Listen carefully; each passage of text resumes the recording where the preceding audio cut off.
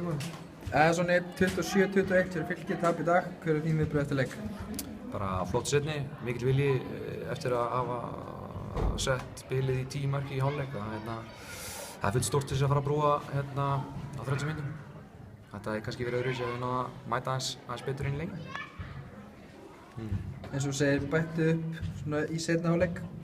En virtist erfitt að koma boltanum inn í markið, mikið af klaufamistökum og hvert döðafæri á fætur öðru sem að fór í sókinn. Já, sérstaklega í fyrri hálfleik sko. Það var svona betra yfirbragð í seinni hálfleik en ég er bara stoltur af stelpunum að ekki gefist upp. Ég meina, við höfum kannski litlu að keppa, öðru en að kannski lenda aðeins hærra í töflunni og þannig að enga möguleika að komast í úrslitakeppni en eitt svoleiðis. En það er börjust allan tíman og komin í seinni hálfleikinn bara flottar sko. Ég er mjög ánægður með það sko. Virtist vera rosalega erfitt fyrir ykkur að stoppa Þuríði og Patricio?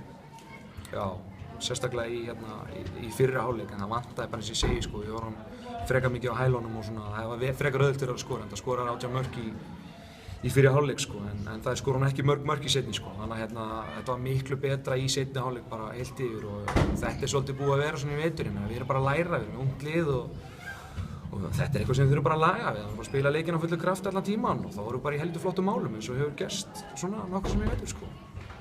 Þið endið deildina eins og þú sagði núna í 12. sæti. Já. Getum við alltaf verið rosalega sátt við það, en hvernig er framhaldið hjá ykkur? Það er bara flott sko.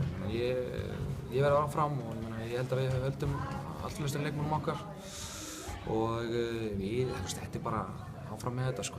Við ætluðum okkur ekkert að lenda í 12. sæti en við erum ekkert langt frá markmiðunum okkar.